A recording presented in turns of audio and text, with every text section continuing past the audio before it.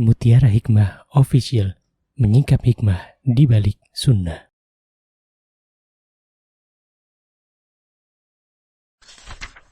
Salurkan donasi terbaik Anda untuk mendukung dakwah Mutiara Hikmah Official. Mau haji yang gak pakai antri? Daftar sekarang, insya Allah 2024 berangkat. Gratis keberangkatan umroh sebelum haji. Dibersamai oleh Ustadz Hanan Yasir dan juga Ustazah Imro'atul Azizah. Buruan daftar sekarang juga, sebelum harga naik.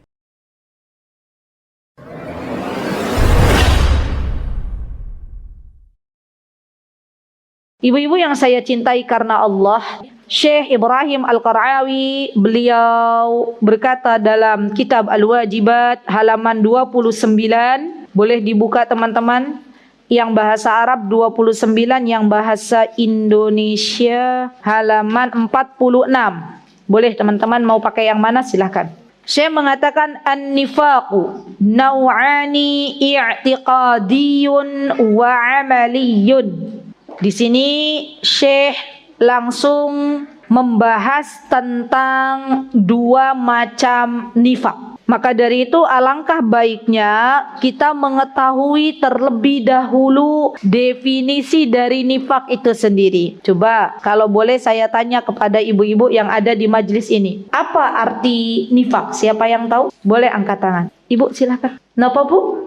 Nifak itu adalah ucapan dan perbuatan berbeda. Berarti nifak itu sama saja dengan munafik. Masya Allah, ahsantum ibu, jazakumullahu khairan. Baik, nifak itu betul apa yang disampaikan oleh ibu, bahwa nifak itu teman-teman adalah keyakinan dengan perbuatannya berbeda. Ya subhanallah. Dan itu adalah arti dari nifak secara syar'i. Tapi kita belajar terlebih dahulu definisi nifak secara bahasa. Jadi kalau kita mau mengerti sebuah kata baru, maka definisinya ada dua. Misalnya sholat. Sholat itu kan secara bahasa artinya apa teman-teman? Doa, ya kan? Secara istilahan adalah ibadah yang khusus, di mana dimulai dari takbiratul ihram dan diakhiri dengan salam. Berarti tidak semua doa itu adalah sholat. Nah sekarang untuk nifak kita harus paham apa definisi nifak secara bahasa. Ibu-ibu yang saya cintai karena Allah, teman-teman yang berbahagia, nifak para ulama mendefinisikannya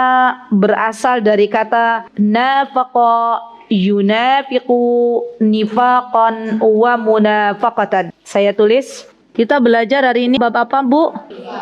Nifak. Nifak ini secara bahasa lughatan artinya adalah nafaqa yunafiqu munafaqatan. Sudah? Itu secara bahasa. Berasal dari kata nafaqa yunafiqu munafaqatan. Atau para ulama juga membahasnya nafaqa yunafiqu nifaqan. Nafaqa ada dua. Yunafiqu nifaqan. Nafaqa yunafiqu nifaqan atau nafaqa yunafiqu munafaqatan. Subhanallah. Apa sih artinya nafaqa itu? Arti secara definisinya artinya adalah lubang. Jadi lubang itu namanya nafaq. Atau kalau ibu-ibu pernah dengar yang umroh kemarin atau yang haji yang baru datang, Masya Allah ya. Sudah ada yang datang belum? Sudah ya, yang haji furoda ya. Kita doakan teman-teman yang sampai di tanah air ya. Kita doakan siapapun yang telah berhaji, semoga Allah terima hajinya dan menjadi haji yang mabrur. Amin. Allahumma amin. Kalau terowongan ibu-ibu di Mekah kan biasanya banyak terowongan ya ibu-ibu ya. Dikit-dikit kita masuk terowongan, dikit-dikit masuk terowongan. Itu bahasa Arabnya namanya nafaq. Jadi lubang. Lubang kan itu sebenarnya gunung ya ibu-ibu. Gunung yang dilubangi, maka namanya terowongan. Orang-orang sana bilangnya nafaq. Nafaq itu terowongan atau definisinya adalah lubang. Ya, jadi arti dari nafaq itu secara bahasa adalah lubang. Para ulama juga mendefinisikan bahwa yang dimaksud dengan nafaq artinya adalah lubang, yakni tempat keluarnya yarbu. Yarbu itu tikus. Tikus-tikus kecil itu namanya yarbu. Dan biasanya memang tikus itu senangnya di mana ibu-ibu tempatnya? Di lubang, di dalam tanah. Maka itu namanya nifaknya. Dan ini arti secara bahasa. Sedangkan, ini penting tolong diperhatikan, Nifak secara istilahan atau secara terminologi artinya adalah menyembunyikan kekufuran dan menampakkan keislaman. Menyembunyikan kekufuran yang ada di dalam hatinya dan menampakkan keislaman. Ya, lebih simpel ya. Jadi yang ditampakkan dia adalah muslim, muslimah, tapi ternyata di hatinya ia sembunyikan kekufuran kepada Allah Subhanahu wa taala. Maka ini yang dimaksud dengan nifak. Dan perkara nifak ini, teman-teman, menyembunyikan kekufuran serta menampakkan keislaman bukan hanya terjadi pada zaman sekarang.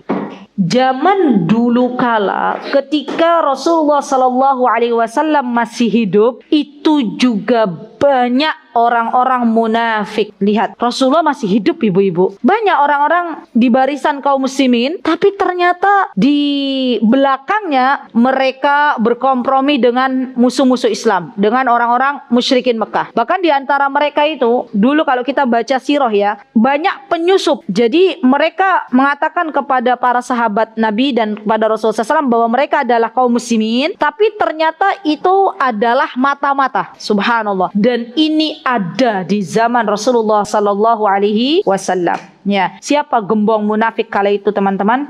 Ubay bin Salul.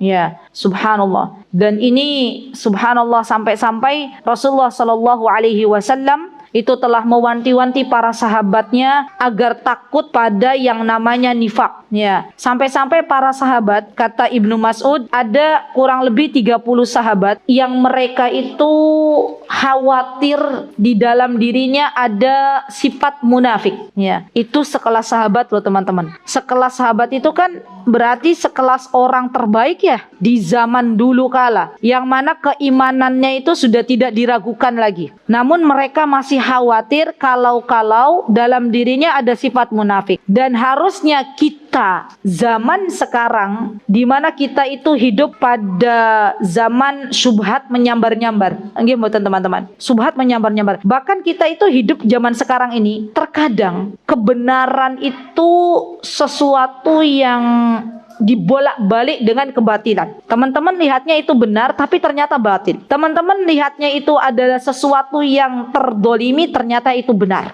Ya, maka dari itu kita harus memperbanyak berdoa kepada Allah Subhanahu wa taala. Doanya sudah pernah saya ajarkan. Apa doanya? Agar terhindar dari sifat munafik. Yo, ibu-ibu masih ingat enggak? Dibuka-buka lagi. Sudah dibuat juga oleh panitia kajian Wingko itu semacam flyer. Masih ingat? Apa doanya? Coba dibaca. Saya kasih kuncinya ya. Allahumma habbib ilainal iman. Ya, Bu, yang saya cintai karena Allah, doa itu adalah ibadah. Dan doa, kata Imam Ibnul Qayyim, adalah salah satu yang bisa merubah takdir seorang hamba atas izin Allah Subhanahu wa taala. Jadi, kalau kita diberikan rizki oleh Allah Azza wa Jalla berupa doa, kita pakai, ya, kita amalkan. Karena dengan kita mengamalkan ilmu, maka ilmu tersebut akan melekat pada diri kita. Berbeda kalau doanya nggak diamalkan, nggak dihafal, maka doa tersebut akan hilang pada diri kita. Contoh, ibu-ibu setiap hari doa tahiyat dibaca. Kira-kira kalau saya tanya kepada ibu-ibu sekarang, hafal napa mboten doa tahiyat? Hafal. Hafal napa mboten? Doa duduk di antara dua sujud, hafal. Kenapa demikian? Karena dibaca. Ya. Jadi mau saya beri lagi atau ibu-ibu buka lagi sendiri? Ketemu? Alhamdulillah. Baca-baca, Bu. Siapa yang ketemu? Mbak Tias. Saya kira ibu, karena ibu yang pegang HP ya, Mbak Tias. Coba apa, Mbak Tias? Allahumma habbib ilaina iman wa Wa karrih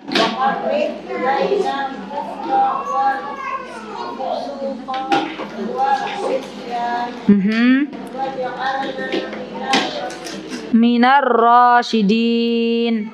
Nah, itu juga doa agar terhindar dari kemunafikan, kefasikan, kekufuran, dan kemaksiatan. Subhanallah. Dan teman-teman yang saya cintai karena Allah, doa itu merupakan senjatanya orang-orang beriman. Atau ada doa yang simple. Kalau itu kan tadi panjang ya. Allahumma inna na'udzubika minan nifaq. Nah, ini aja ibu-ibu pakainya.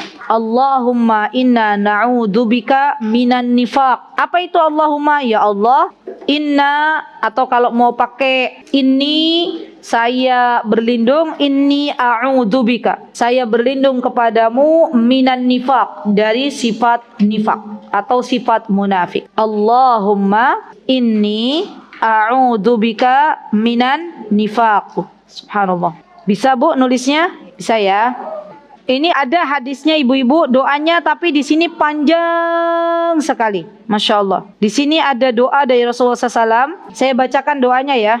Doanya pakai bahasa Arab. Doanya cukup panjang. Saya bacakan aja dulu. Apa di sini Rasulullah SAW mendoakan atau berdoa, Allahumma la tada' minna maridan illa syafaitu, wala madluman illa nasartuh, wala makruban illa farasta'an, Allahumma wala mudjunan illa saddatta anhu dina ya rabbal alamin, wa inna ala dhikraka wa syukrika wa husni ibadatik, Allahumma ahyina muslimin wa mitna muslimin ghairu khuzaya wala maftunin, wa na'udhu bika minal fitani ma dhahara minha wa ma batan, Allahumma inna na'udhu bika minas syaqaqi wan nifaqi wa su'il akhlaq. Allahumma ighfir warham wa tajawuz amma ta'lam innakal a'azzul akram. Masya Allah, panjang ya. Kita ambil yang pendeknya aja. Saya tulis, boleh ibu-ibu? Allahumma inni a'udzubika minan nifaq. Ini doanya pendek. Allahumma inni a'udzubika minan nifaq. Ya Allah, sesungguhnya saya berlindung dari sifat nifaq.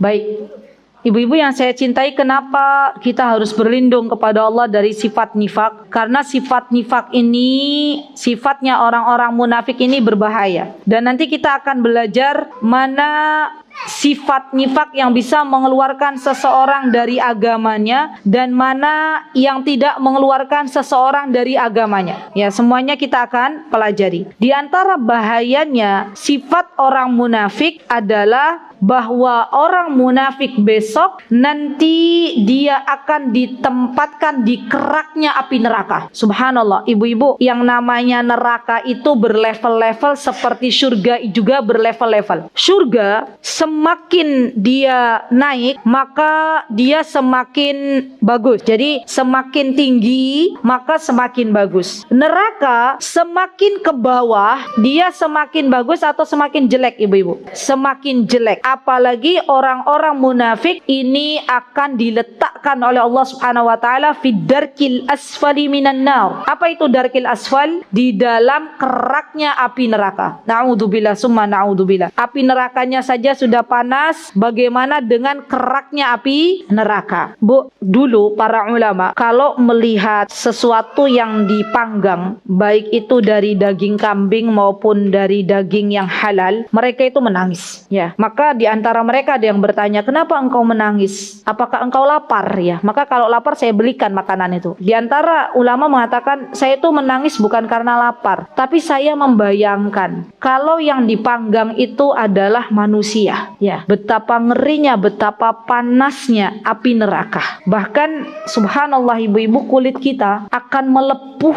jika kita terkena benda panas atau kita terkena air panas. Ya, itu baru api atau panasnya dunia. Maka dari itu kita benar-benar memohon kepada Allah agar dijauhkan dari yang namanya sifat nifak, karena bahaya yang sangat luar biasa yang akan didapatkan oleh orang-orang munafik. Subhanallah. Baik, yang kedua, ya, di antara bahaya dari sifat munafik, subhanallah, dan ini adalah sebuah hal yang perlu kita renungi bersama ibu-ibu, bahwa orang munafik itu adalah penipu. Kenapa disebut orang munafik ini penipu? Karena sesungguhnya dia sedang menipu Allah dan Rasulnya. Allah Subhanahu wa taala menyebutkan, innal munafiqina yukhadi'una Allah wa huwa khadi'uhum. Sesungguhnya orang-orang munafik itu menipu Allah dan Allah membalas tipuan mereka. Subhanallah. Mereka mengira bahwa ketika mereka menampakkan Islam dan menyembunyikan kekufuran, Allah tidak tahu. Padahal Allah Azza wa Jalla mengetahui apa-apa yang ada di dalam hati seorang hamba. Ya subhanallah. Jadi ibu-ibu, sekarang kita mulai melihat apa yang tersirat di dalam hati kita karena Allah Azza wa Jalla mengetahui apa yang ada di dalam hati kita. Kalau seandainya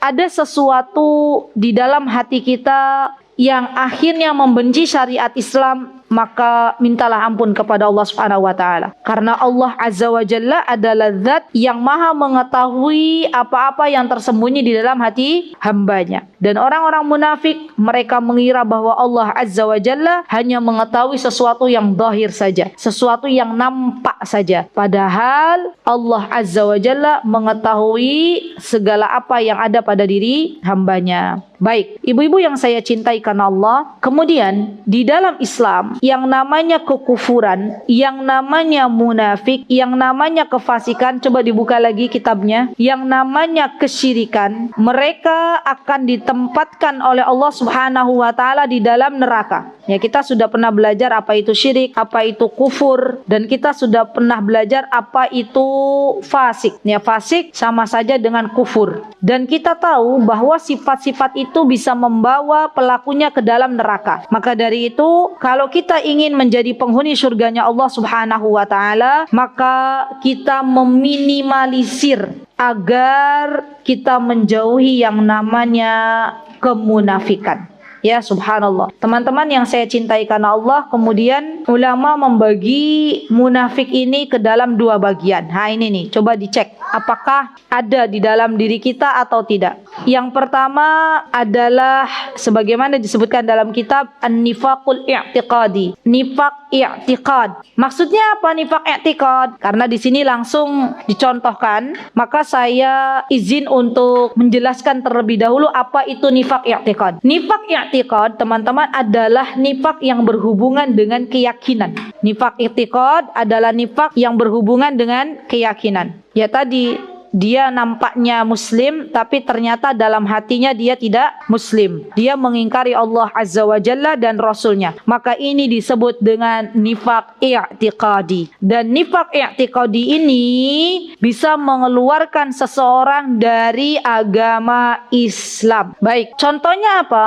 Nifaq i'tiqadi ini teman-teman. Yang pertama, kata Syekh, ada di kitab Takdzibur Rasul sallallahu alaihi wasallam. Dia mendustakan Rasulullah sallallahu alaihi wasallam. Subhanallah, termasuk di dalamnya, hati-hati ya teman-teman, ada kelompok di dunia ini yang dia mengaku dia adalah orang Islam, Mbak. Tapi dia meyakini. Kenapa dia meyakini? Karena di dalam khutbah-khutbahnya kelompok ini, yaitu kelompok Syiah, kelompok orang-orang Rafidhah, mereka menyebut bahwa subhanallah, malaikat Jibril, ibu-ibu ada kelompok tersesat namanya kelompok Rafidhah dari kalangan Syiah. Mereka menyebut bahwa malaikat Jibril itu salah alamat dalam memberikan wahyu. Ya, apa kata mereka? Harusnya bukan kepada Nabi kita Muhammad SAW, harusnya kepada Ali bin Abi Thalib. Maka dalam hal ini sejatinya orang Syiah, orang Rafidhah dari kelompok Syiah, mereka bukan orang Islam. Ya, mereka bukan Muslim. Ya. Mereka, subhanallah, ada di Indonesia yang tercinta ini.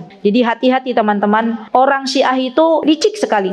Mereka itu bersembunyi kalau masih sedikit, belum ada kekuatan. Mereka mulai menampakkan keberadaannya kalau sudah mulai banyak. Ya, saya izin memisalkan betapa ngerinya orang-orang Syiah ketika terjadi peperangan di negeri Yaman, tepatnya di tahun 2011. Jadi dulu negeri Yaman itu negeri yang aman, sentosa. Jadi bahkan orang-orang barat tuh jarang yang menjajah negeri Yaman. Ya, karena memang negeri Yaman tuh negeri yang kalau dilihat dari sumber daya alamnya tidak semelimpah Indonesia Raya yang tercinta ini. Dan itu sudah bertahun-tahun lamanya teman-teman, negeri Yaman itu menjadi negeri yang aman. Suatu ketika di negeri Yaman itu ada kelompok namanya kelompok Syiah, dan mereka hidup di sebuah kampung. Jadi di kampung itu terkenal semuanya Syiah. Kalau di Yaman namanya Zaidiyah, nama Syiahnya Zaidiyah. Biasanya terkenal dengan adzannya sudah berbeda. Jadi saya tuh pernah tanya ke orang Yaman, kok kalian tahu kalau di kampung itu orang Syiah? Adzannya saja sudah berbeda dengan adzan kita Ahlus Sunnah wal Jamaah. Jadi mereka menambahkan, kalau kita kan asyhadu anna Muhammadar Rasulullah, di sana nanti tambahin wa aliyun gitu. Betul. Jadi adzannya sudah berbeda, ditambah-tambahin. Bahkan orang Syiah itu ibu-ibu, ini saya nggak nakut-nakutin, tapi sudah ada di Indonesia. Hati-hati ya. Orang Syiah itu punya Al-Qur'annya beda sama Al-Qur'an kita. Betul. Ibu-ibu kita semua kan Ahlus Sunnah wal Jamaah ya. Kita mazhab Imam Syafi'i. Itu kan kita sama ya Al-Qur'annya ya. Hanya mungkin beda cetakan saja. Ada cetakan Madinah, ada cetakan Indonesia. Tapi kan dalamnya sama. Orang Syiah, mereka tuh mushafnya, Al-Qur'annya sudah beda. Ya, merinding ibu-ibu. Benar, mereka Al-Qur'annya sudah berbeda. Nah, orang-orang Syiah yang ada di Yaman ini, mereka hakikatnya tidak beriman bahwa Rasulullah SAW ini adalah utusannya Allah Subhanahu wa Ta'ala. Yang terjadi ibu-ibu, semoga Allah menjaga negeri Indonesia, semoga Allah Azza wa Jalla menjaga NKRI, Negara Kesatuan Republik Indonesia, dari orang-orang Syiah. Amin, Allahumma amin. Yang terjadi di Yaman, ketika orang-orang Syiah ini mulai banyak, ya bukan hanya satu kampung tapi tambah lagi kampung lain,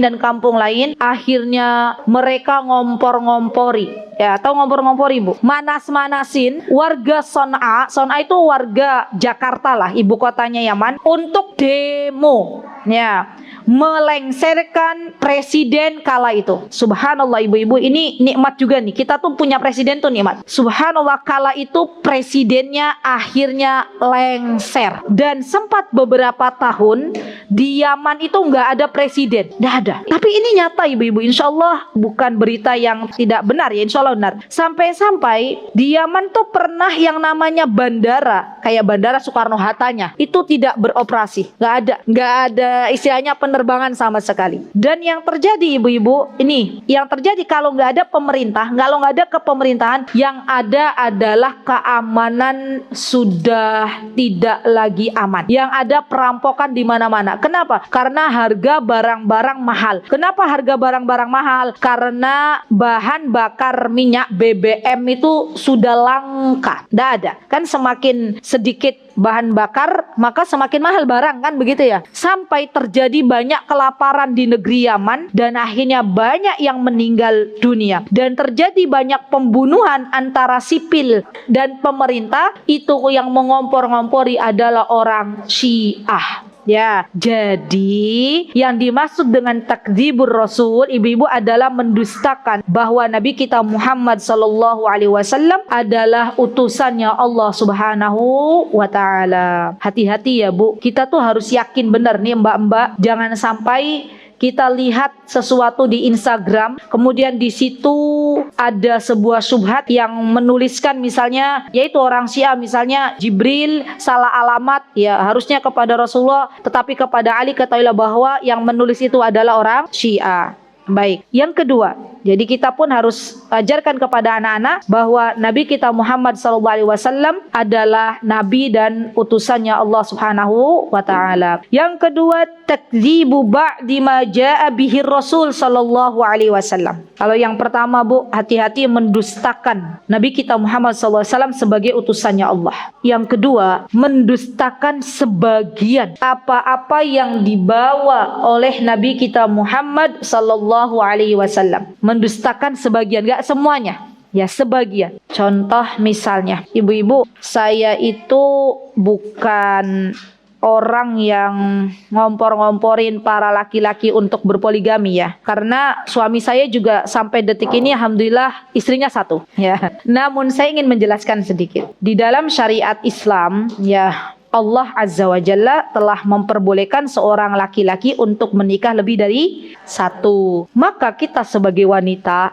dan saya paham kok fitrah wanita itu rata-rata suaminya nggak mau dibagi-bagi, ya pengennya buat semuanya, ya. Namun dalam hal ini kita tidak diperbolehkan untuk membenci syariat poligami. Bahkan kita, merinding ibu-ibu, bahkan kita tidak diperbolehkan menutup-nutupi ayat yang berhubungan dengan diperbolehkannya seorang laki-laki menikah lebih dari satu. Ya, ibu-ibu ya. Jadi walaupun mungkin sebagian wanita rasanya, duh gimana ya, saya tuh pengen suami saya tuh cuma nikahnya satu saja. Ya, maka ibu-ibu berdoa sama Allah. Ya Allah, jagalah suami hamba. Saya diceritakan oleh salah seorang istri ustadz. Ya, saya kenal baik alhamdulillah ustadz yang masya Allah. Bahkan jamaah juga pernah tanya ke beliau, Ustadz, istrinya berapa? Kata beliau, saya istrinya satu, gitu kata ustadz itu. Saya diceritakan oleh istrinya beliau waktu ngobrol bareng, kata beliau, saya tuh ustazah, saya tuh selalu berdoa begini, ya Allah, jagalah suami hamba dari fitnah wanita, katanya ya. Alhamdulillah sampai hari ini tuh Allah belum beri wanita lain. Padahal ya saya kalau ustadz atau suami saya nikah lagi ya boleh, katanya. Masya Allah. Nah, jadi intinya ibu-ibu, kita sebagai wanita tidak perlu takut kalau suatu hari misalnya suami kita nikah lagi, karena itu syariat, dan kita tidak perlu membenci yang namanya poligami, karena itu adalah syariat. Sekali lagi, saya di sini nggak ngompor-ngompori ya ibu-ibu ya. Tapi kita tidak boleh membenci, karena itu bagian dari syariat Nabi kita Muhammad SAW. Dan apa-apa yang diperintahkan oleh Allah dan Rasulnya itu mengandung kebaikan. Ya, baik. Siap ya ibu-ibu ya. Jadi nggak boleh kita membenci atau menutup-nutupi sebuah syariat yang tidak sesuai dengan hawa nafsu kita. Ya, yang tidak sesuai dengan hawa nafsu kita. Atau mungkin ada contoh lain selain poligami apa, teman-teman? Syariat yang itu mungkin tidak sesuai dengan hawa nafsu. Apa misalnya? Apa Bu? Hukum waris. Betul, hukum waris. Contoh misalnya, Allah Azza wa Jalla memerintahkan kepada kita kaum wanita untuk mendapatkan setengah bagian dari kaum laki-laki. Itu syariat ya. Maka kita sebagai kaum wanita walaupun dapat setengah, kita tidak boleh akhirnya tidak percaya dengan syariat itu. Kita maunya sama ya, 1:1. Laki-laki dapat jatah satu ya kita satu misalnya. Padahal jelas setiap syariat itu ada hikmahnya. Laki-laki dia menafkahi anak istrinya, menafkahi ibunya. Kaum wanita tidak ada yang dinafkahi. Maka ini adalah bentuk keadilan dari Allah Subhanahu wa taala. Ya, baik, yang ketiga. Ya, ibu-ibu boleh kok menuliskan contohnya agar lebih dipahami. Yang ketiga, teman-teman, apa kata Syekh? Yang ketiga adalah bugdur Rasul sallallahu alaihi wasallam, membenci Nabi kita Muhammad sallallahu alaihi wasallam. Subhanallah. Apa yang mesti kita lakukan? Yang mesti kita lakukan adalah mencintai Rasulullah sallallahu alaihi wasallam. Bu, kalau kita ingat betapa Rasulullah sallallahu alaihi wasallam itu sangat mencintai umatnya. Ketika beliau akan meninggal dunia, yang diingat oleh beliau itu bukan anak istri loh. Yang diingat oleh beliau itu kita sebagai umatnya. Apa kata beliau? Ummati, ummati, umatku, umatku. Itu menandakan bahwa Rasulullah itu sangat cinta kepada umatnya. Sampai-sampai beliau bersedih manakala beliau diceritakan di dalam sebuah hadis, dan ini hadisnya sahih, di akhirat nanti beliau sedang berdiri di depan haud. Haud itu telaga Rasulullah SAW, telaganya beliau. Tiba-tiba datang umatnya beliau dari jauh tuh, beliau sudah kenal, oh itu umatku. Ya, beliau udah senang. Wah, ini umatku nih, mau datang mau minum dari telagaku. Bu, besok ketika kita bangun dari kubur, kita tuh dalam keadaan haus semuanya. Dan yang namanya orang haus, ada air di depan, pengen minum apa mboten? Pengen. Dari jauh umatnya Rasulullah datang, Rasul sudah kenal, itu umatku, sudah senang. Namun ternyata umat ini ya dihalang-halangi ya oleh Allah Subhanahu wa taala untuk tidak bisa minum dari telaganya Rasulullah SAW. Maka Rasulullah SAW karena rasa cintanya kepada umatnya, beliau bertanya kepada Allah Subhanahu wa taala, "Ya Rabbku, itu adalah umatku, kenapa engkau halangi tidak boleh minum dari telagaku?" Apa kata Allah Subhanahu wa taala? "Ya Muhammad, engkau tidak tahu apa yang mereka lakukan ketika engkau telah meninggal dunia. Mereka sudah tidak lagi berpegang teguh dengan ajaranmu. Mereka membuat hal-hal baru dalam agama. Mereka jauh dari apa yang engkau sampaikan." Ya, dan Allah Maha tahu apa yang ada di dunia ini. Maka Maka dari itu ibu-ibu, saya berpesan ya, pegang erat-erat apa yang diajarkan oleh Nabi kita Muhammad sallallahu alaihi wasallam, dan tidak usah kita mencari sesuatu yang baru dalam agama. Orang kalau sudah disibukkan dengan sunnah, sudah disibukkan dengan ajaran Nabi kita Muhammad sallallahu alaihi wasallam, maka Allah berikan keberkahan dalam hidupnya. Sebaliknya, orang yang menyibukkan diri dengan hal-hal baru dalam agama, membuat sesuatu yang baru, membuat sesuatu yang tidak dianjurkan oleh Nabi kita Muhammad SAW dalam hal agama, maka ia akan disibukkan dengan kemaksiatan. Ya, subhanallah. Saya itu kadang sedih ya Bu, ketika melihat di kampung saya, itu kalau sampai misalnya bulan apa, saya lupa bulan apanya, jadi ada di tempat kami tuh disibukkan dengan sebuah ritual, itu sampai malam hari. Sampai malam hari, akhirnya subuh itu pada ketiduran. Ya, jadi kalau bukan bulan tertentu itu biasanya masjid tuh laki-lakinya banyak yang sholat. Saya lupa kalau ndak bulan Syuro, bulan bukan malam Syuro, malam apa ya, atau Safar ya. Dan itu tuh nanti melakukan sampai malam hari ya. Mereka mengatakan bahwa itu adalah wirid ya, sampai malam. Ternyata akhirnya Allah tidak bangunkan mereka untuk sholat subuh, dan tertinggallah subuhnya, bangunnya matahari sudah terbit ya. Itu kan subhanallah, kita sedih ya, miris. Dan itulah hukuman bagi orang-orang yang memang mencari-cari agama baru ya. Jadi dalam hidupnya itu gonjang-ganjing, tidak tenang, mencari sesuatu yang sebenarnya sudah jelas Rasulullah SAW jelaskan segamblang-gamblangnya ya. Jadi siap bahwa mempelajari agama yang sesuai dengan tuntunan syariat, baik itu Al-Quran maupun hadis-hadis sahih, itu adalah sebuah kewajiban bagi kita. Kenapa? Agar kita tidak terjatuh ke dalam sesuatu yang baru dalam agama ini. Baik, jadi kita harus mencintai Rasulullah SAW, dan kita buktikan dengan mengikuti ajaran sunnahnya dan bersolawat untuk Rasulullah SAW. Jadi orang yang mengaku cinta kepada Rasulullah itu adalah orang yang sering bersolawat, dan solawatnya juga adalah solawat yang memang dianjurkan oleh Nabi kita Muhammad SAW, bukan solawat yang baru ya. Ingat, amalan yang diterima di sisi Allah adalah amalan yang sesuai dengan anjuran Nabi kita Muhammad SAW, dan solawat yang dianjurkan oleh Nabi kita Muhammad SAW itu simple ibu-ibu, simple ya, tidak sepanjang solawat yang dibuat-buat oleh manusia ya, subhanallah. Dan ternyata di dalam agama Islam ini tidak ribetnya, subhanallah. Saya jadi teringat ketua MUI, beliau ketua MUI di daerah Kalimantan, di Putus Sibau, itu ketika berumrah bersama kami, beliau memberikan testimoni. Apa kata beliau? Kata beliau dengan lahjah, kadang bahasa Inggris, kadang bahasa Kalimantan, beliau bilang begini, saya tuh baru tahu ternyata untuk manasik umroh atau untuk umroh ini ternyata kalau sesuai sunnah tuh simple, kata beliau ya, simple. Yang ribet itu dibuat-buat ya,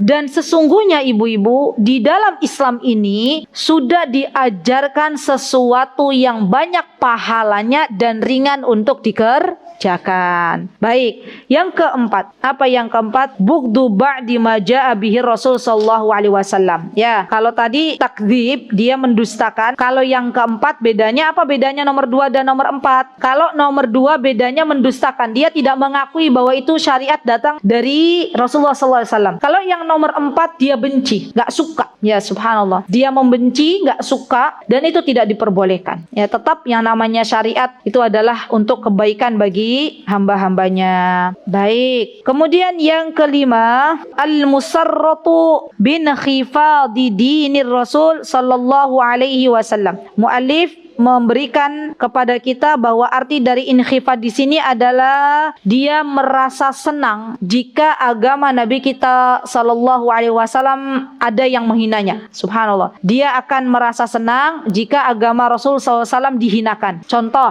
misalnya zaman dulu kala teman-teman, ada apa karikatur ya, apa tuh yang dulu ditulis oleh orang barat itu?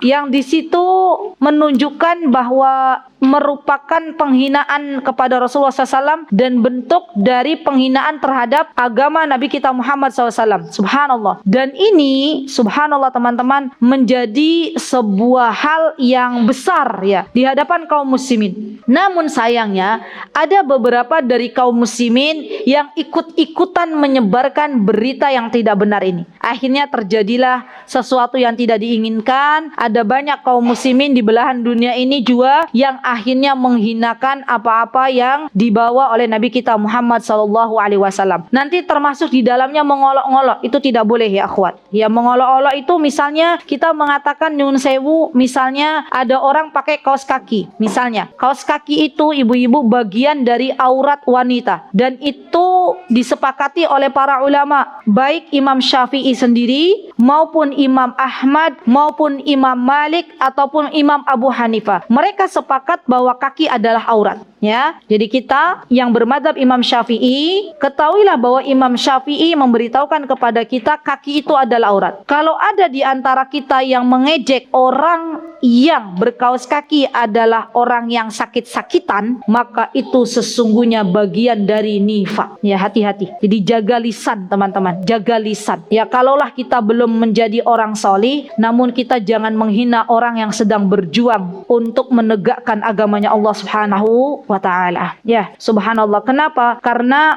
sesuatu yang kita keluarkan dari lisan tuh tidak bisa dicabut kembali. Ya, sesuatu yang telah kita tulis di media sosial itu akan terekam jejaknya. Maka hati-hati dengan lisan. Jangan sampai kita mengolok-ngolok orang yang sedang berjuang untuk menegakkan agama Allah Subhanahu wa ta'ala. Atau menyebut orang yang berniqab seperti ninja misalnya. Misal, itu juga tidak diperbolehkan. Karena niqab bagian dari apa-apa yang diperintahkan di dalam agama Islam yang mulia ini. Baik, kemudian ya akhwat, ya di sini as-sadis al-karahiyatu bintisari dinir Rasul sallallahu alaihi wasallam. Al-karahiyah artinya adalah baghd, sama membenci untuk menolong agama Nabi kita Muhammad sallallahu alaihi wasallam. Ya, atau tidak mau membantu apa yang menjadi syariat Islam. Ya, subhanallah. Jadi tidak mau atau membenci orang-orang yang menolong agamanya Allah, ini juga bagian dari nifaq i'tiqadi. Ya, jadi banyak nifaq i'tiqadi itu semuanya merupakan sebuah keyakinan. Misal contoh, ada orang yang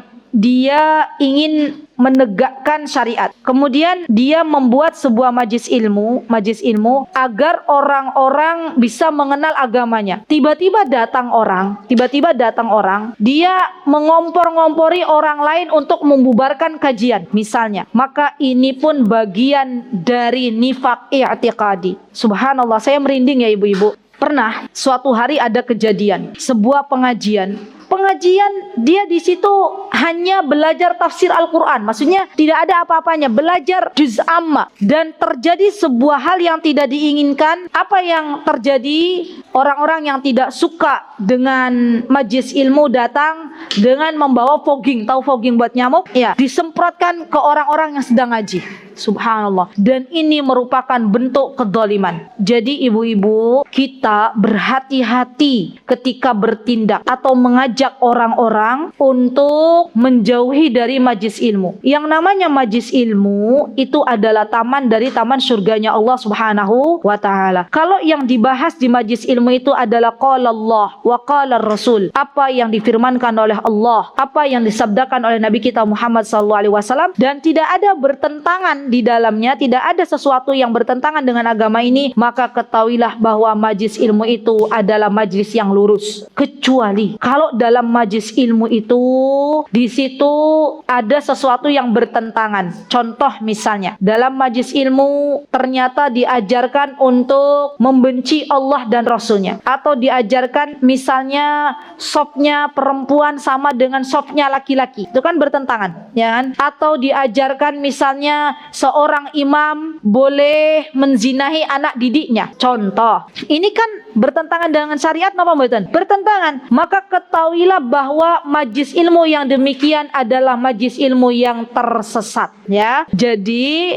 sekali lagi ibu-ibu, selagi majlis ilmu itu yang dibahas adalah Al-Qur'an dan Sunnah, maka jangan sekali-kali kita main membubarkan. Ya, ketahuilah karena orang yang demikian itu termasuk orang-orang yang jatuh dalam nifaq i'tiqadi. Baik. Kemudian yang kedua, bagian dari yang kedua adalah nifaq amali. Kalau tadi adalah nifaq i'tiqadi, yang kedua adalah nifaq amali. Apa itu nifaq amali? Nifaq amali adalah nifaq yang berkaitan dengan perbuatan. Dan nifaq amali ini tidak sampai mengeluarkan seseorang dari agama yang mulia ini. Subhanallah. Bahkan nifaq amali ini ibu-ibu terkadang ada orang yang sudah belajar agama juga terkena nifaq amali. Sebagaimana kita tahu, Rasulullah SAW pernah bersabda, kata beliau, arba'un man kunna fihi munafiqan khalisan wa man kanat fihi khaslatun minhunna kanat fihi khaslatun minan nifaq hatta yada'ha. Kata Rasulullah SAW, ada 4 macam perkara yang mana ketika ada pada diri seseorang, dia termasuk terkena nifaq amali. Yang pertama, ibu hati-hati ya. Yang pertama, idza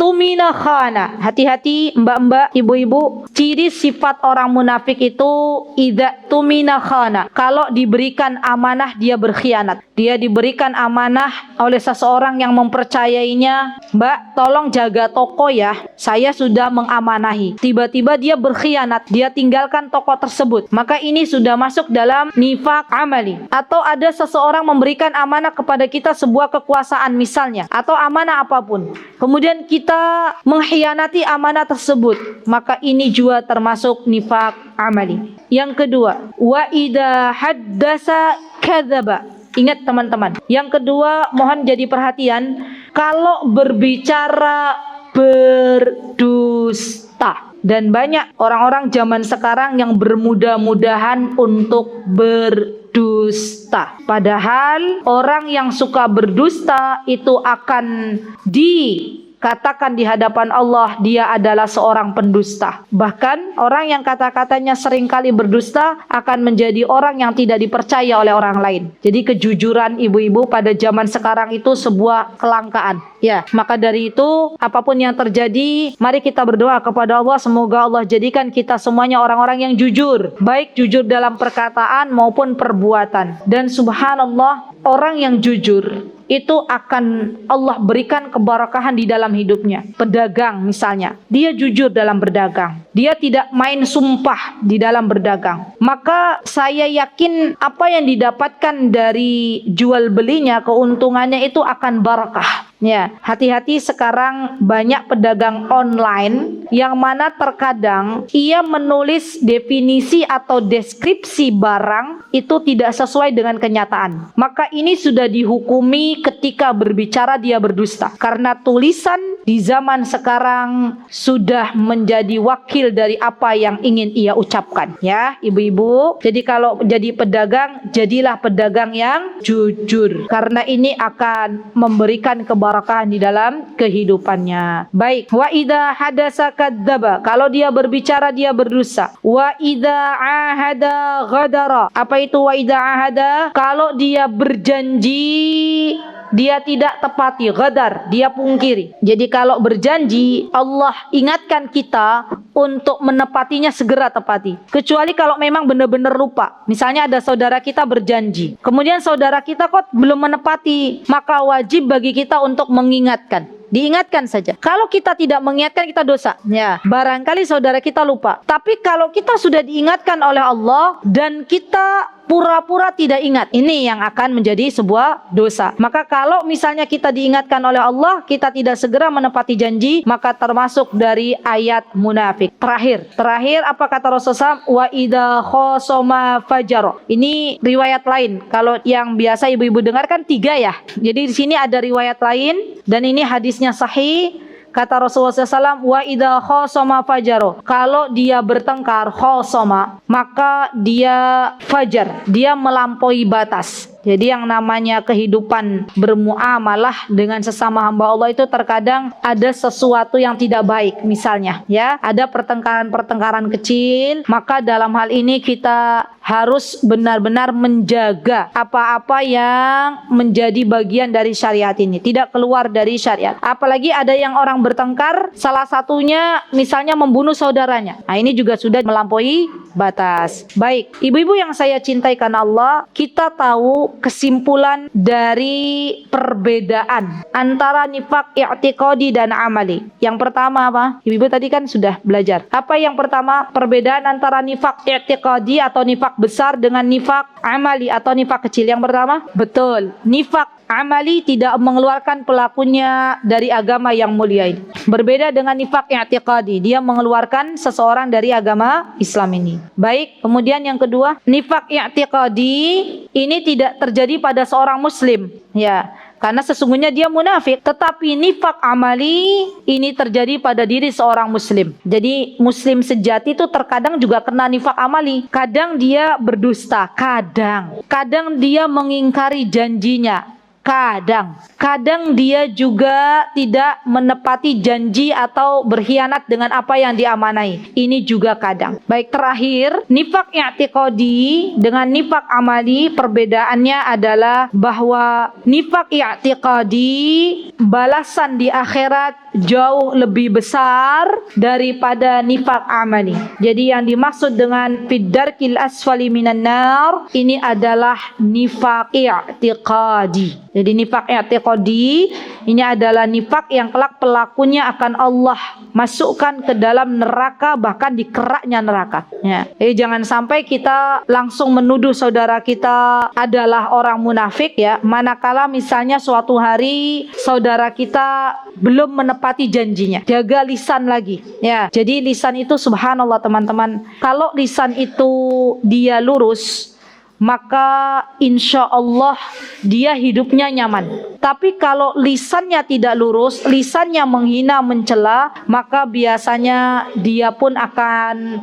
menghadapi kehidupan yang rumit. Ya, semoga Allah Azza wa Jalla memasukkan kita ke dalam golongan orang-orang yang beriman dengan hati kita, beriman dengan lisan kita, dan semoga Allah Azza wa Jalla mengampuni segala dosa kita. Semoga Allah Azza wa Jalla memasukkan kita ke dalam surganya Allah Subhanahu wa taala dan menjauhkan kita dari perbuatan-perbuatan nifak. Amin Allahumma amin. Itu yang bisa saya sampaikan. Kurang lebihnya saya mohon maaf yang sebesar-besarnya. Aqulu qouli hadza wastaghfirullah li wa lakum wa akhiru da'wana anil hamdulillahi rabbil alamin. Wassalamualaikum warahmatullahi wabarakatuh. Mutiara Hikmah Official, menyingkap hikmah di balik